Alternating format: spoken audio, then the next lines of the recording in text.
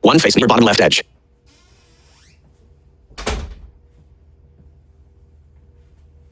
Two faces near bottom edge. One face near left edge. Near right edge. Near left edge. Centered. Near top edge. Speech off. Hello, darlings. Welcome to Tiger 2XL, The Other Side, Episode 4. In this series, we explore some of the darker character choices offered in the Choose Your Own Adventure stories. We also take some special trips inside the human body and back in time. Are you curious? Can you handle it? Then let's go. Edit.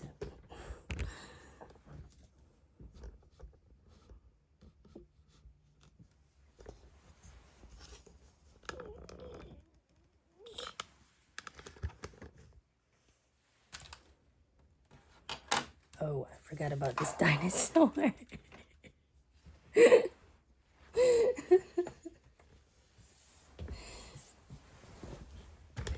I'm so ruining my dark vampiric image. No, I'm kidding. But, oh man. I forgot about the dinosaur. I don't know what he is, and I'm trying to get help identifying him because he's missing some essentials. He needs a tail, and I don't know how to charge him. I think that's probably good enough, yeah. I think it is, okay. Just a little bit more. Fine. I have not worked all the kinks out of this series yet, guys, and I'm sorry. It's difficult to edit as a blind person, and I'm not very skilled at like role plays and things yet, so just give it some likes and views anyways, please, and some pointers. I'll take most of them. Just be nice to me. Okay, let's go.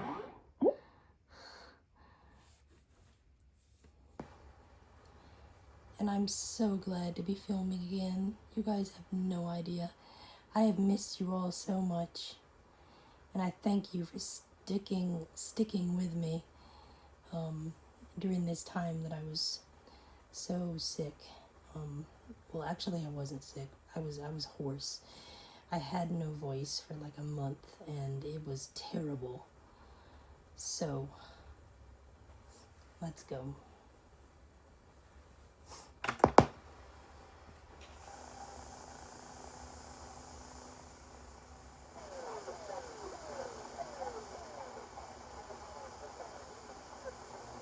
Hello, I am 2XL, everybody's favorite storytelling robot. But you probably already know that. I was just reviewing a very interesting part of the world's history, the period when dinosaurs ruled the earth, you know, before robots were invented. Did you ever wonder what it would be like to meet a real live dinosaur? I've heard of a man who was so interested that he created his own dinosaurs as well as a place for them to live, a place called Jurassic Park. During this story, you'll be asked to make certain choices from time to time. As usual, please follow all of the instructions. Only press the buttons you are told to press, and only after you hear the word now. So get ready for excitement and adventure as you take a trip through Jurassic Park. But first, you need to tell me where you would like to begin this story. If you would like to start in the United States, press 2. Or if you want to begin On Costa Rica, press 3. Press 2 or 3 now.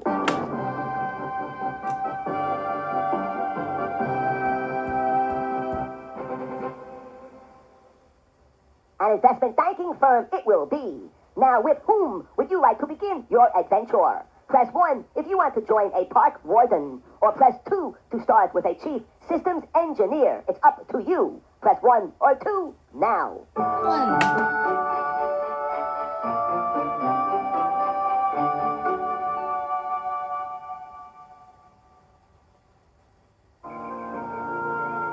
The midday quiet of Isla Nublar is broken by a loud screeching sound. It emanates from a huge metal box being pushed in front of a gate. The gate is part of an electrified fence designed to keep animals in a certain area of the island. That's it, lads. Make sure the fittings are tight. Robert Muldoon is overlooking the operation. He presses a button and the gate swings open. The front of the box slides up and a Tyrannosaurus Rex runs out. Muldoon quickly closes the gate. Incredible. Absolutely incredible. Muldoon sees a woman about 25 years old with shoulder-length brown hair and a tan bush jacket and shorts. Sorry if I'm interrupting. I'm Janice Kelly, your new assistant. Pleasure to meet you, Miss Kelly. By the way, any medical experience?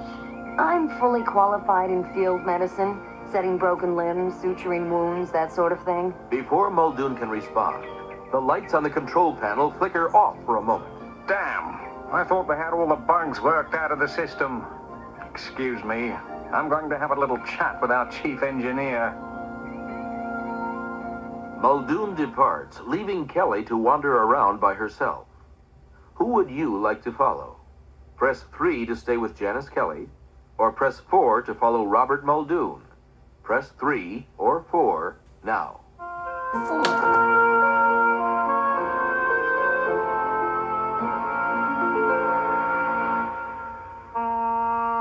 Robert Muldoon, park warden, rushes into the computer center.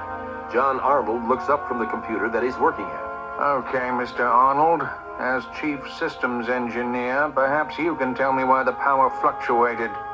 Someone could have got hurt. Or worse. Arnold stares up at Muldoon's weather-scarred face, then glances over to another computer workstation. The area is full of clutter, with candy wrappers covering the top of the monitor. So, it was Nedry's doing, eh? That fat slob. When I get a hold of him... Calm down, Muldoon. No one was hurt. So what's the problem? Muldoon outlines the situation that Arnold already knows very well. The security gates, both inside the building and throughout the park, are tied into the computer system. The system is designed so that no one can shut off anything without doing a computer override, which requires several different passwords. This way, no one person can open the park gates or get into a restricted area. Which is fine if the system were up and running properly. You're being unfair. The system is virtually online now. Has to be. What with Mr. Hammond bringing his consultants in for the weekend. John Hammond, the man who built Jurassic Park, is giving all non-essential staff the weekend off, so he and his consultants can have run of the island. The next morning finds the majority of the island staff gone to enjoy a much-deserved weekend off. Those who are still on the island watch as not one, but 2 helicopters make their approach to the landing area. Which helicopter would you like to check on? Select A for the helicopter that is further away, or B for the helicopter that is closer. Select A or B now.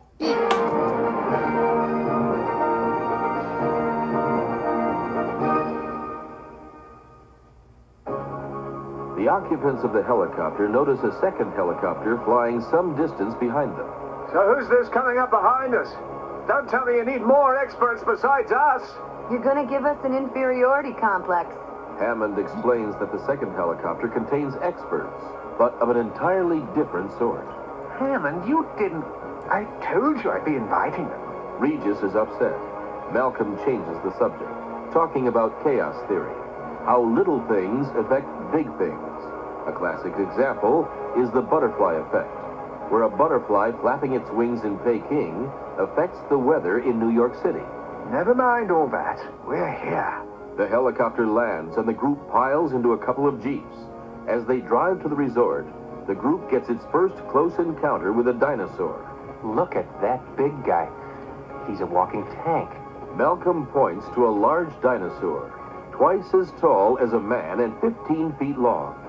Large, pointed plates run along its back. Its tail holds 4 large spikes. It ignores the group as it lumbers along its side of the electric fence on all 4s. That's a stegosaurus. One of the stegosaurid family. They're grass eaters. The stegosaurus must have an itch because it starts rubbing itself against a tree. The tree topples over onto the electric fence. With a loud crackle of electricity, the tree is burnt in half, the upper half falling into the road in front of the jeeps. Score 1 for chaos. The jeeps carefully go around the obstacle. A short time later, the jeeps reach the resort and everyone gets out. I don't hear that other helicopter anymore. They must have landed. Minutes later, another jeep pulls up and 2 children hop out. One is a boy who looks to be 11 years old. The other is a girl a few years older who is wearing a baseball cap. They run up to Hammond and hug him. Grandfather! Everyone, I'd like you to meet my grandchildren, Timothy and Alexis. So these are the other experts. Introductions are made all around. After a bit of mingling in which Grant learns that Timothy is also a dinosaur buff, Hammond claps his hands. All right, folks, let's get this show on the road. Where do you want to start? Shall we start by learning how we make dinosaurs, or do you want to head straight for the genuine article? Which would you prefer? Select 1 to learn how the dinosaurs were made, or 2 if you wish to meet some right now. Select 1 or 2 now. Let's go to 1.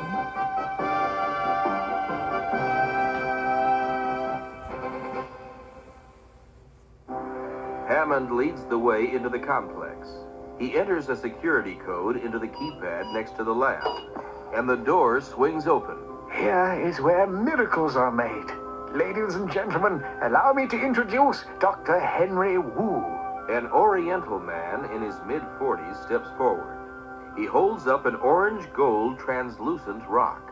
You may not believe this, but all of our dinosaurs start here. Dr. Wu explains that it was dinosaur blood found in a mosquito trapped in amber that provided the scientists with a starting point. They were able to unlock the secrets of the dinosaur's DNA, the building blocks in all matter. It took some trial and error, such as having to add amphibian DNA to fill in some of the blanks, but we have been able to reproduce authentic dinosaurs. Wu also explains that the dinosaurs are all the same sex to control their population. Lex, not really interested in dinosaurs, sees a door marked Top Secret. She hears something move behind the door. What's in here? Wu and Hammond quickly step in between her and the door. Special research. It's not ready for the public. Nothing that interesting, especially when the next item on the agenda is a tour of the park. With that, Hammond bustles the group outside and loads them into a couple of electric cars designed to ride around on a track through the park. Have a good time, children. We'll have ice cream for dessert when you get back. The 2 cars move off into the park.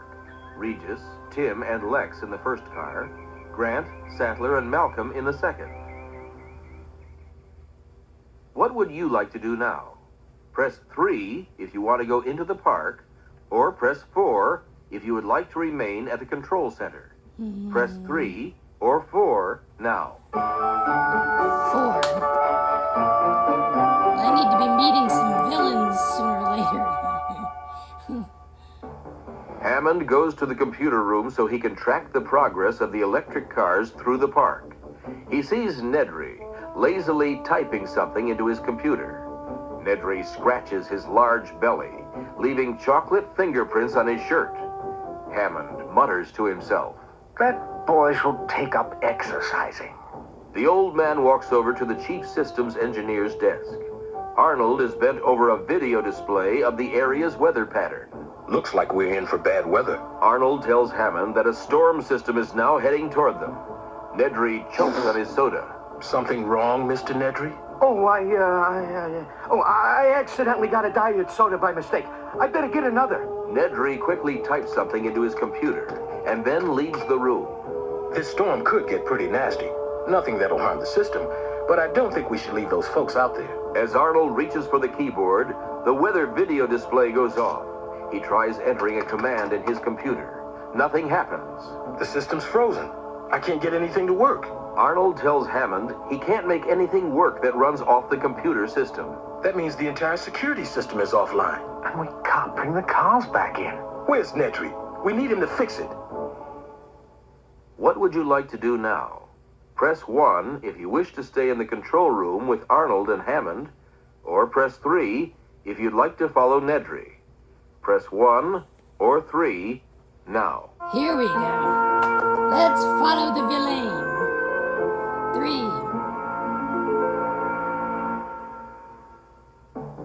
Nedry hurries down the hall toward the genetics lab. He is clutching a small canister. Here's where I pay you back for 2 years of my life being wasted, Hammond. Nedry opens the door to the lab, which is no longer locked since he took the security system offline. After tonight, I won't have to work again for the next 15 years. Slipping into the refrigeration section, Nedry pulls on a pair of thick gloves and begins loading dinosaur embryos into a small refrigerated canister. He hops into a Jeep and drives off through the park. If only this rain would let up. All he had to do now was reach the North Dock, where he would meet Dr. Louis Dodson, a scientist from Hammond's major competitor.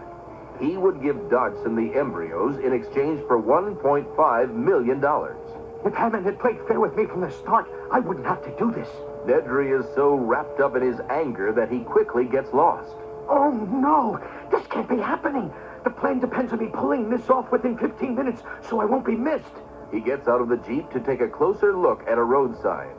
He slips and tumbles down the side of a hill. He slides under a guardrail and with a loud splash falls into a river. Help! Help! I can't swim! Nedry is carried away with the current. In minutes, he is far from where he started. Eventually, Nedry is swept up onto the shore. He climbs up the bank, coughing up water.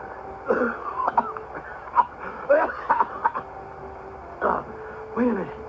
Wait. I smell the ocean. Yes! With a cry of joy, Nedry realizes that he has reached the North Dock.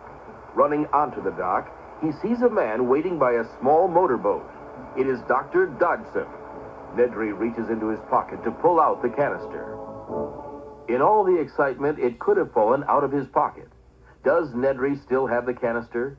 Select yes if he has it, no if he doesn't. Select yes or no now. He does have it.